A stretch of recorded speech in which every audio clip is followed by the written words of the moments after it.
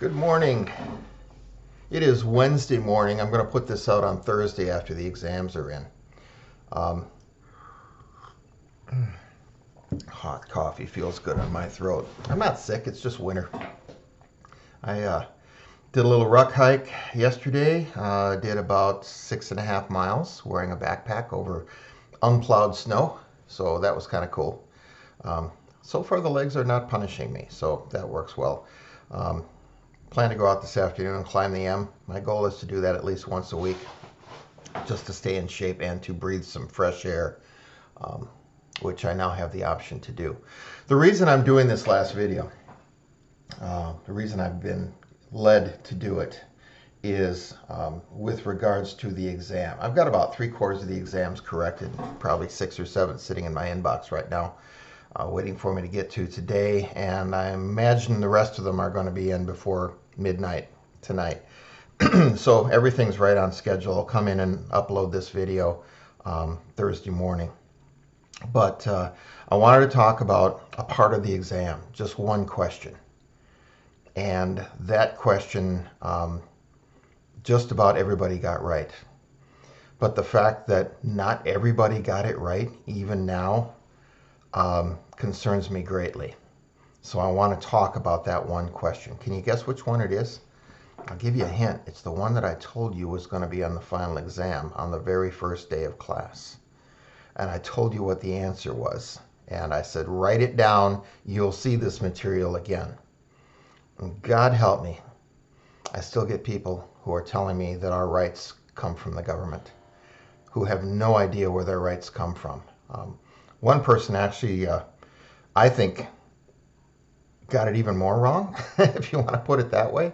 But he talked about how, yeah, our rights are, the government's role is to take away some rights for the protection of others. And it's like, where in the hell did you get that from? Certainly wasn't for me.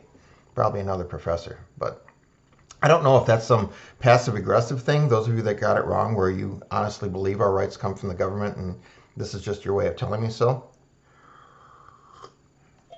Because some of it came from, some of the better students in the class. So I'm a little concerned about that. Where do our rights come from? It comes from the guy standing in the front of the classroom telling you what's what, right? Wrong. Where do our rights come from? It comes from one of our 2 main founding documents. The first one being the Constitution. And then the second one actually talks about what the founders believed to be the source of our rights. They spell it out. They actually use the words. I've recited it for you several times. Everybody knows this document. It is history's greatest Dear John letter, or in this case, it was a Dear George letter. Everybody who wrote this document, that was written by Thomas Jefferson with input from John Adams, that would be our second and third presidents of the United States. Everybody who signed it knew that if America lost the revolution, they would all be hanged as traitors. And in the end of the document, if you actually go to the trouble to read it, they say they pledge our life, our freedom, and our solemn honor as they signed it. So this was a pretty big deal. And because I'm an originalist, I believe the founding documents say what they mean and mean what they say within the context of the people who wrote it.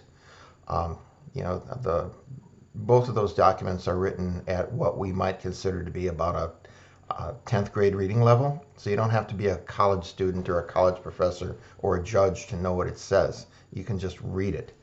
But this whole bit about, you've got these rights except when there's an emergency or for when people's safety. I looked through this. This is a ragged old book. I think the Constitution is still relevant, but this is the one that rides around in my briefcase or my back pocket a lot of times. That's why it looks kind of worn out. I don't know where that comes from, other than the living document crowd who say we don't like what it says, we don't want to go to the work to change what it says, so we're going to change the meaning of the words.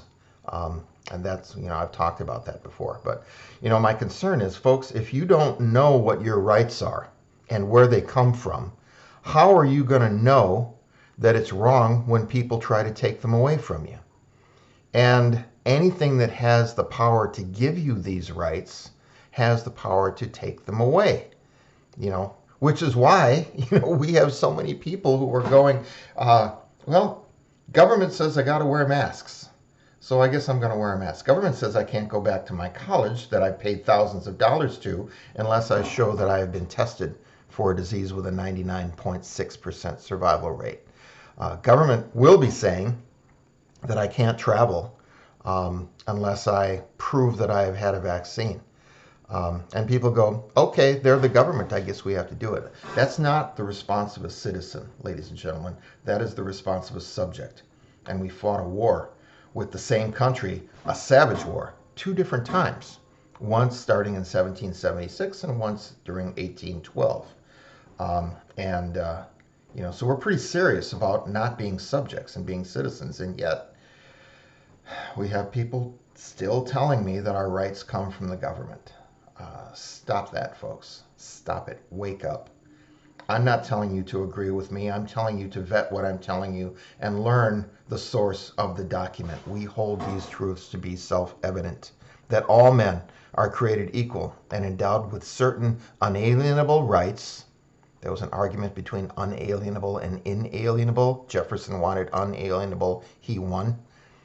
Unalienable rights, meaning you can't take them away. I mean, they're yours forever.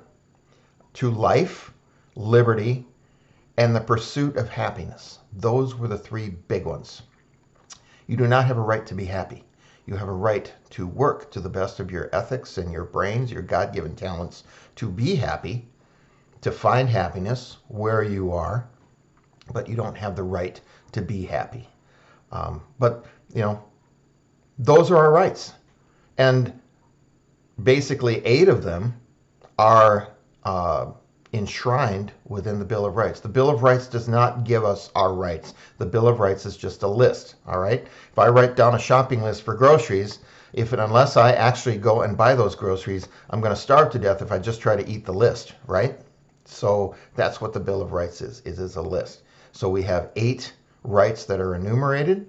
We have a 9th one that says we have other rights, that our rights are not limited to the first 8. And then we have the 10th one that says the government only has the power that the states and the people give it. All right. If you actually read the text of the Bill of Rights, I recommend you read the whole Constitution. These things cost $1. All right. I get them on Amazon. I give them out for free in some of my classes. But if you, I don't know, it's just a matter of looking back and saying, where are our rights coming from? What are we doing? Read the text. The text, all right, I took a little vacation there. I don't know if you noticed, but I'm back now. Had some lovely pictures. The point that I'm making is I want you to read the text and not just learn to list them, freedom of speech, freedom of religion, freedom of right to bear arms, actually read the text and you will discover the way the text is written. It's the people, James Madison, the 4th president of the United States, who wrote down the draft of the Bill of Rights. It's the people telling the government, thou shalt not. They are not powers given to the government. They are limitations placed on the government. Powers retained by the people, by the consent of the governed. That's what gives the government its power. We choose to give them their power. And I wish more people would get it. But it seems like, even though most people, at least the ones who come through my classroom, at least figure it out, they at least know to write down the right answer for the test. But if you are still saying, no, that's just not right. I want to have my Wi-Fi and my fantasy football, and I just will do what I'm told in order to have those things. The Romans called that bread and circuses. When the Roman Empire was falling, the government gave out free bread and hosted violent gladiator events in the Colosseums around Italy, around Rome. And it was designed to keep people fed and to keep them entertained. so that they weren't thinking too much about what else was going on in the decline of the Roman government. So, what are our bread and circuses now? Well, look at any news channel. Have you noticed? Am I the only one that's noticed? When I listen to the morning news on 106, that's what my wife turns on. They're doing all Christmas music this month. When they start the news, the top story is the number of new COVID cases and COVID deaths. And they are reading them with the enthusiasm of somebody reading sports scores. Does anybody else pick up on that? Maybe I'm just crazy. But I don't think so. I may be crazy, but I don't think I'm wrong. So that's what I wanted to hammer home to you, folks. If you don't understand what your rights are and what the source of those rights are, this country is done, because you're just going to wait to be told what to do. And that's not the republic that was, when the lady asked Ben Franklin as they came out from signing the Constitution, and she said, what have you brought us, Mr. Franklin? And Franklin said, a republic, madam, if you can keep it.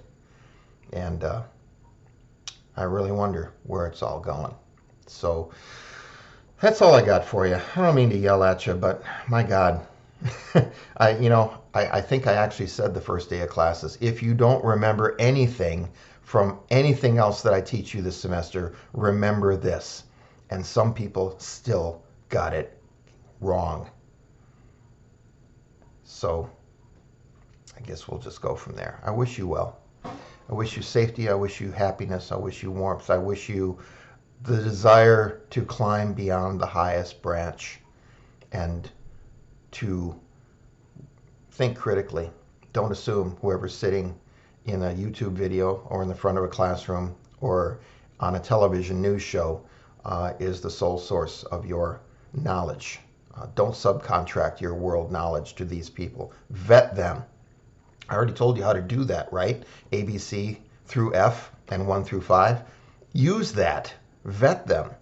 And then decide whether or not these are people you want to listen to or these are people you want to cut out of your life and move on to people who are going to support you in terms of your growth. So that's what I got for you. Take care. Have a Merry Christmas. And maybe I'll run into you sometime.